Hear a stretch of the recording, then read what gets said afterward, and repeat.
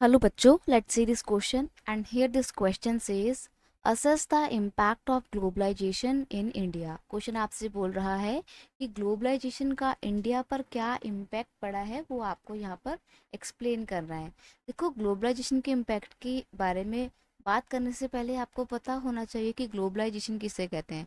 Globalization means integrating the economy of a country with the economies of other countries under the condition of free trade, capital and movement of person across the border।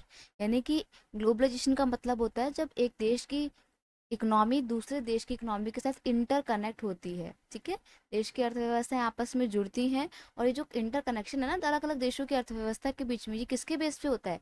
Free trade के base पे, capital flow के तौर पे और persons की movement and cultural exchange के base पे होता है। ठीक है, तो बेसिकली जब हम अपना व्यापार बढ़ाते हैं, अपना ट्रेड एक्सपेंड करते हैं, लोगों की आवाजाही होती है, कल्चर का एक्सचेंज होता है, ये कुछ नहीं होता, ये बस ग्लोबलाइजेशन कहलाता है। ठीक है, तो ये कोई नया फेनोमेना नहीं है, पहले से होता आ रहा है। बस ये है कि अब टेक्नोलॉजी के आने की वजह से तो ग्लोबलाइजेशन का प्रोसेस और ज़्यादा बढ़ गया है। अब अगर हम इस ग्लोबलाइजेशन की बात करें तो ग्लोबलाइजेशन के ना इंडिया के ऊपर जो इम्पैक्ट हैं वो पॉजिटिव भी रहे हैं, यानी कि अच्छे भी हैं, लेकिन साथ ही साथ कुछ नेगेटिव इम्पैक्ट भी रहे हैं। तो यहाँ पर ऐसे हमारे से स्पेसिफिक तो नहीं पूछा ना कि पॉजिटिव इम्पैक्ट बताइए या नेगेटिव इम्पैक्ट बताइए, सिर्फ इम्पैक्ट पूछा है। तो आप क्या करेंगे, आप दोनों ही इम्पैक्ट के बारे में बताएंगे, थोड़ा थोड़ा लिखेंगे दोनों के बारे में। तो पहले बात करते हैं पॉजिटिव इम्पैक्ट के बारे में।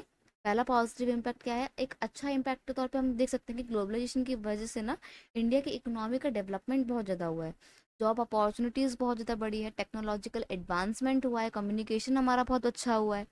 Over the past 20 years there is an increase in foreign investment. अब देखो, ग्लोबलाइजेशन की वजह से सबसे बड़ा फायदा ये हो रहा है कि ना बाहर के देश, बाहर की कंट्रीज की जो मल्टीनेशनल कंपनी है ना, वो इंडिया की ओर अट्रैक्ट हो रही हैं।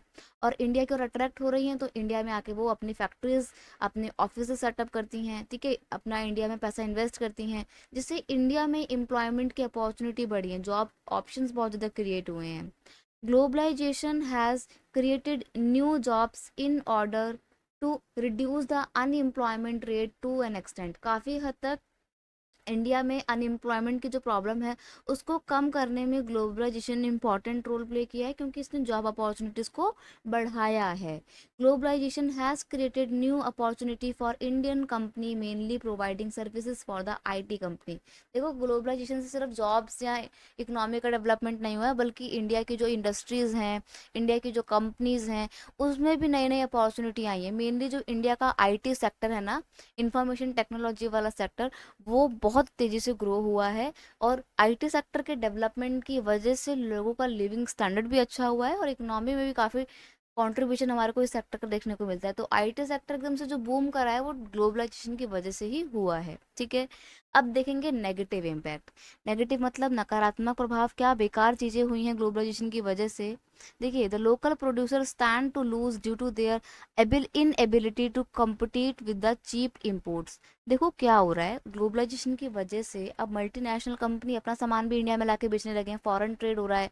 तो क्या हो रहा है ना, कि हमारे इंडिया के जो छोटे प्रोड्यूसर हैं, जो स्मॉल प्रोड्यूसर्स हैं, जो हाथ से चीज़ें बनाते हैं, जिनके पास मशीनरी नहीं है ज़्यादा, उनका सामान एक तो महंगा होता है क्योंकि हाथ से बना होता है।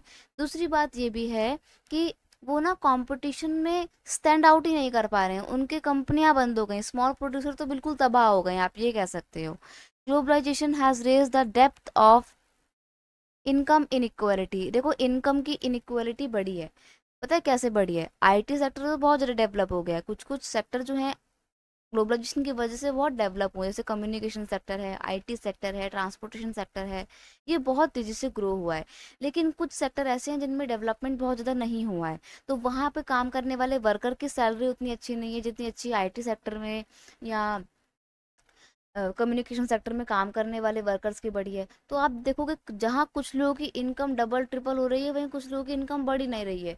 तो इनकम की इनइक्वालिटी क्रिएट हो गई है ग्लोबलाइजेशन की वजह से, तो ये एक नेगेटिव इम्पैक्ट है। ठीक है, to provide goods and services at competitive prices, producers try to one save on cost by lowering the wages, ensuring long work hours and denying the workers various social benefits. This result in mounting unrest among the workers. देखो यहाँ पर workers पे क्या negative impact पड़ा है, यहाँ पे workers की दयनीय स्थिति के बारे में पता लगेगा कि ग्लोबलाइजेशन की वजह से पता है क्या हो रहा है। अब कंपनी वाले क्या चाह रहे हैं कि हम कम से कम कॉस्ट में अपना ज़्यादा से ज़्यादा प्रोडक्शन करें, कंपनी वाले ये चाह रहे हैं।